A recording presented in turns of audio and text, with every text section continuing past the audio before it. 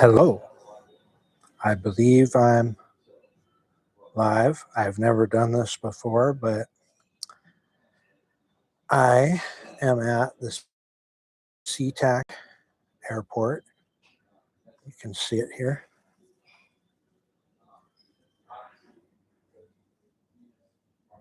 There's all the planes lining up. We are in the Alaska Airlines Lounge. This is an exclusive lounge for Alaska Airlines members. It's very nice. And they have food.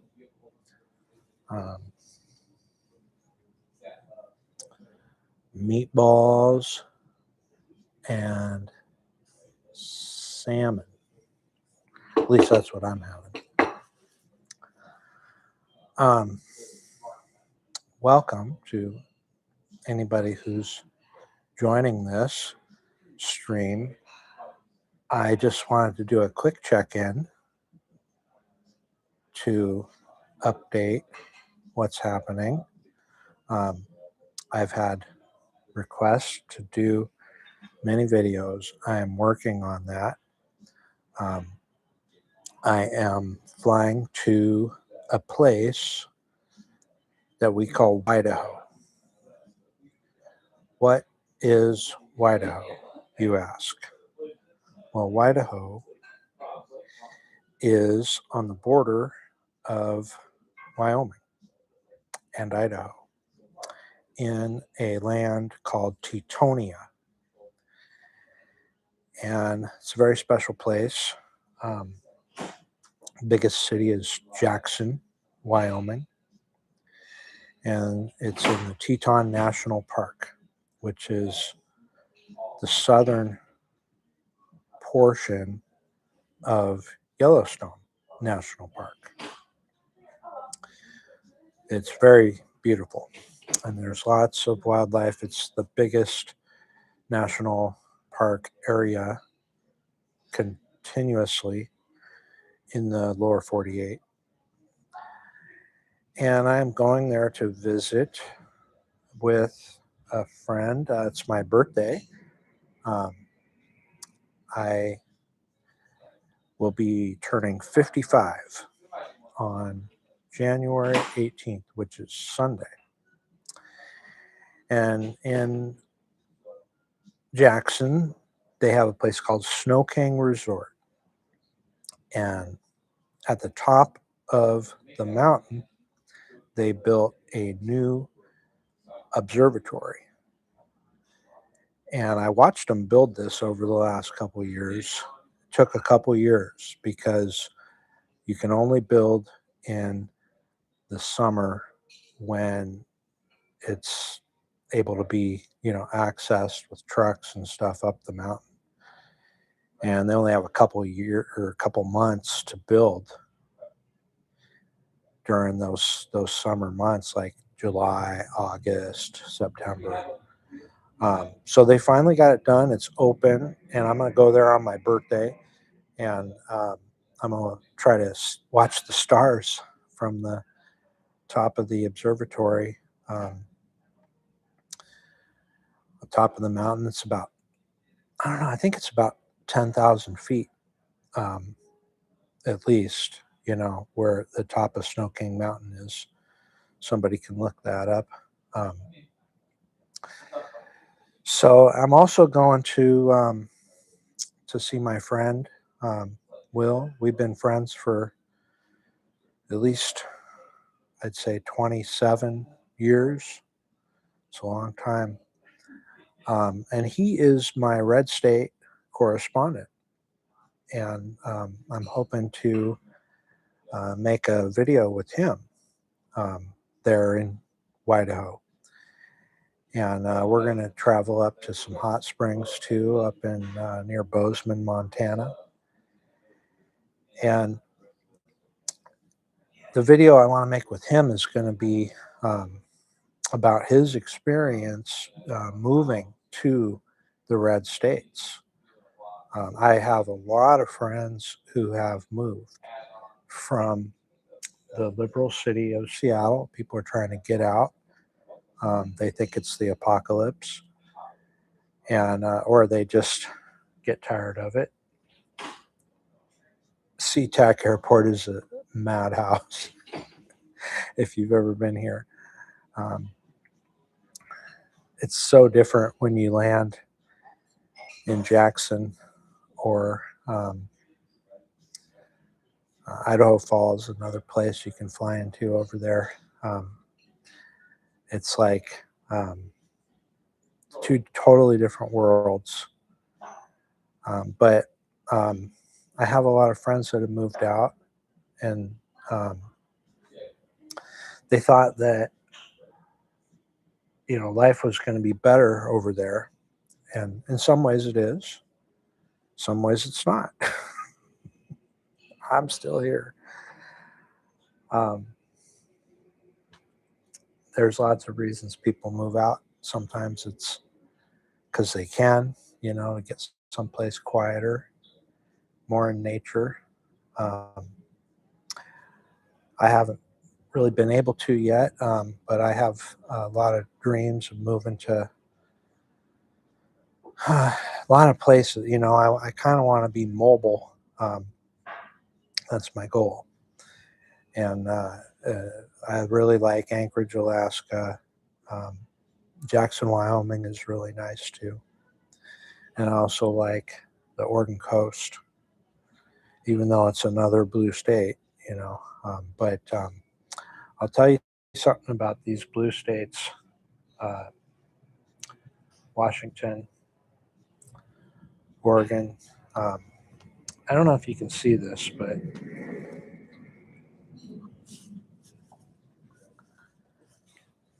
there's sunbeams coming through the clouds over there on the runway, SEA-TAC. You know, this runway here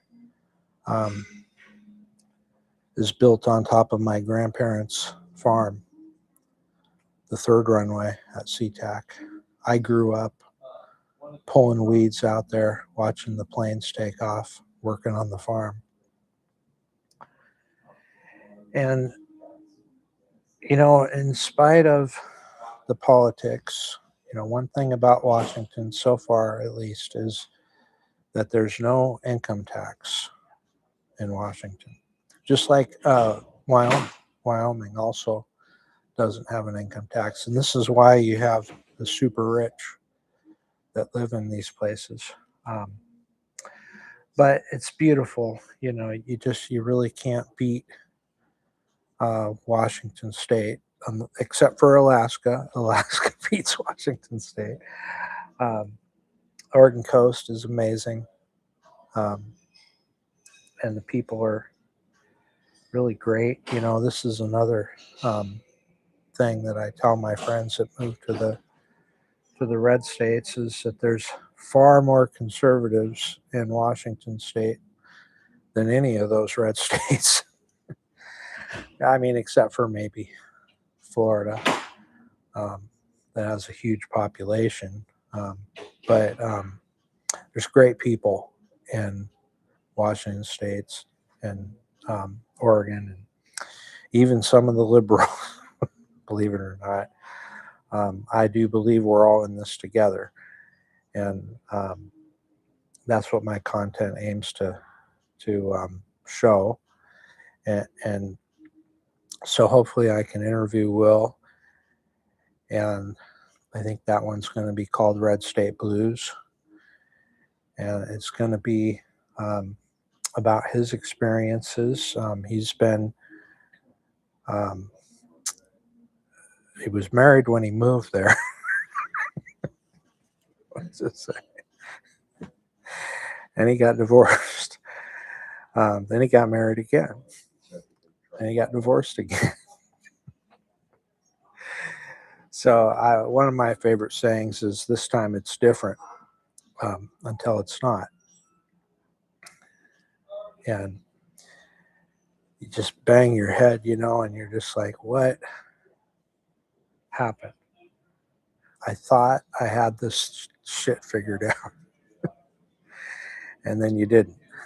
And that's, that experience in relationships particularly has been the core of what led to me writing my book, Monogamish, How the Matriarchy Came to Rule the World.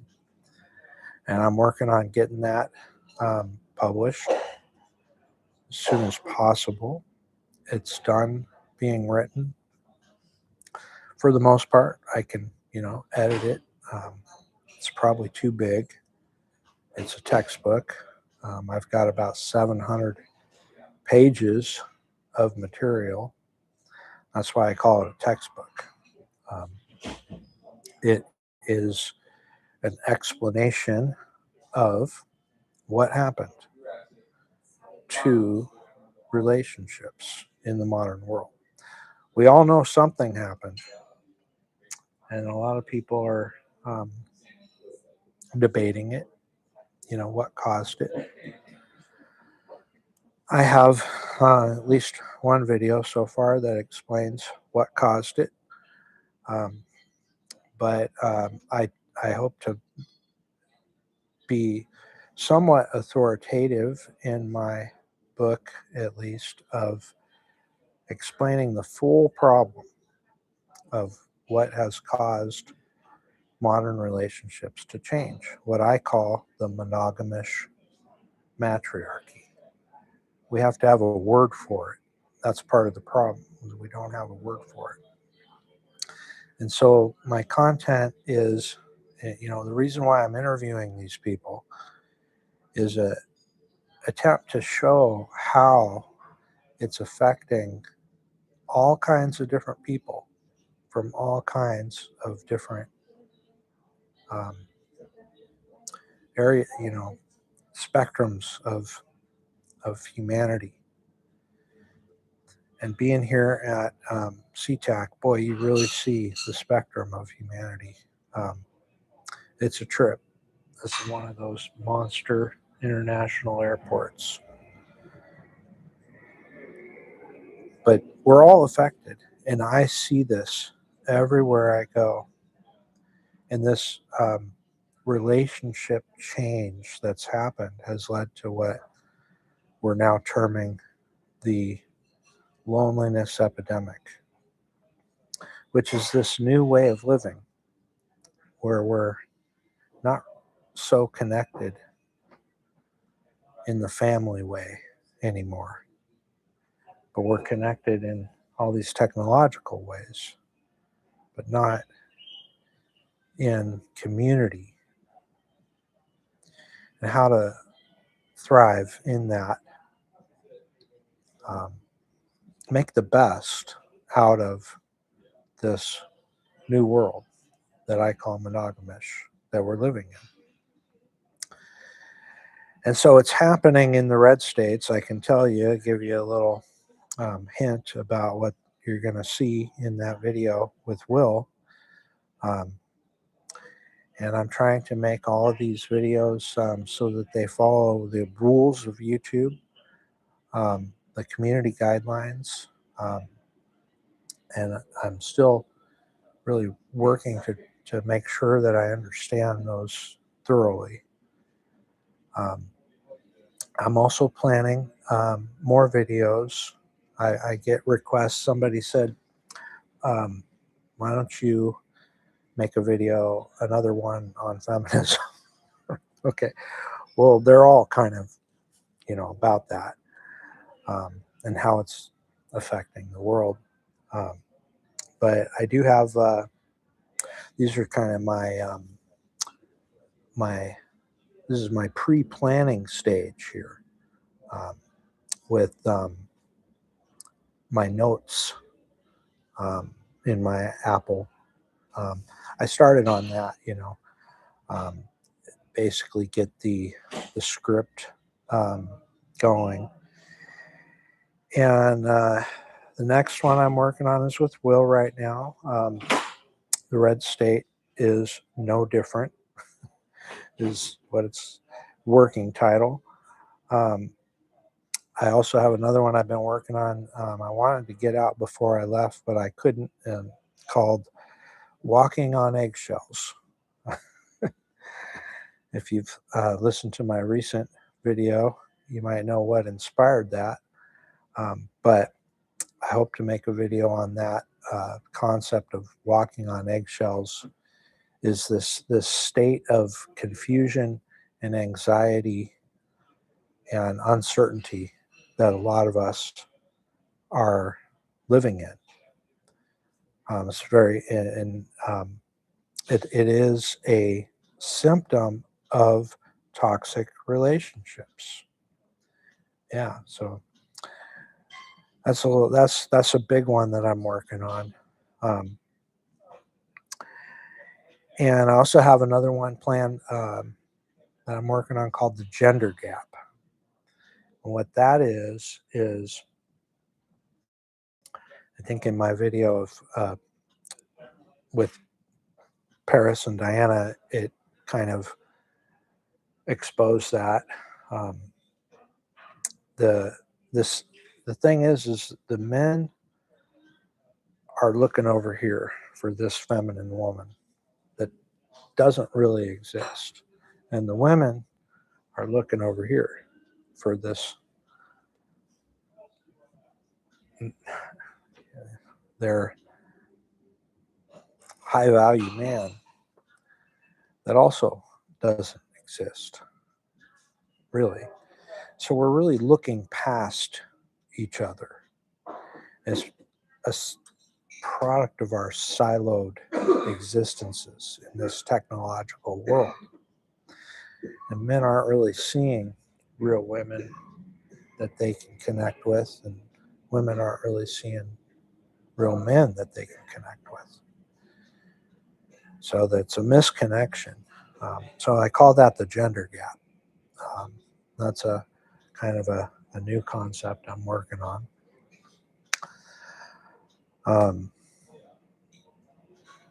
And I have several others coming. I won't get too into spilling the beans on those all, but let me know what you want to be featured as far as topics go. Of course, all my topics I try to gear towards my current book that I'm releasing, Monogamish, How the Matriarchy Came to Rule the World. Another one that I know that I need to do is really about Monogamish itself. So in the core of that book is what I call the Monogamish cycle. And that is explaining the cycle of modern relationships because they are cyclical. They have a beginning and an end and a middle too. And I have shown the chart that I made that's from the book in some of my videos. It's the monogamish cycle flow, and it shows you go from a situationship. That's how they start. That gets converted into a monogamish relationship, which begins with compliance and submission on both sides, really, and then leads to phase 2 of complacency and rude behavior. And then that leads to phase 3 of exit and replace, which goes back to step 0 situationship again.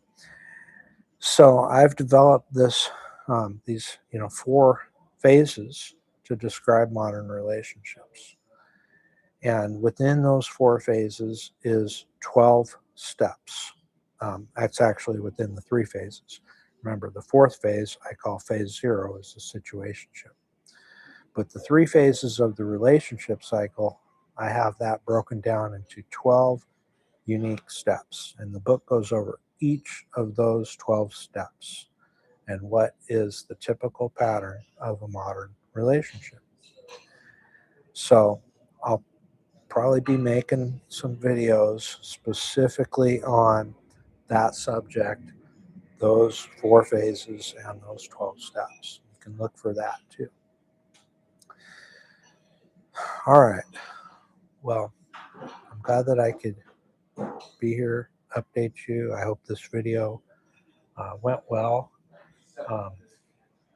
One of those planes down there is my plane to take me to, let's see here, there they are. Yeah, to take me to WYDAHO, Idaho, Wyoming. We're kind of delayed today, believe it or not.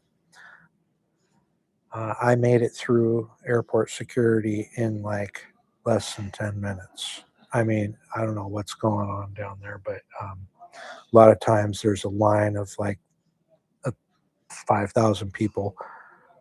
Today it was just, it's a breeze. We don't have to take our shoes off anymore. Still got to take off your belt if it's metal, but yeah, that worked really good. And so I got to hang out in the Alaska lounge here and wait for a while. My plane is leaving in about, they're boarding in about 20 minutes. So I'm gonna eat my meatballs and salmon here and refill my Starbucks. Looks like they still have the holiday cups going on. There's like 42 Starbucks here at SEA-TAC Airport. And get on my plane, and we will see you in WYDAHO soon. God bless.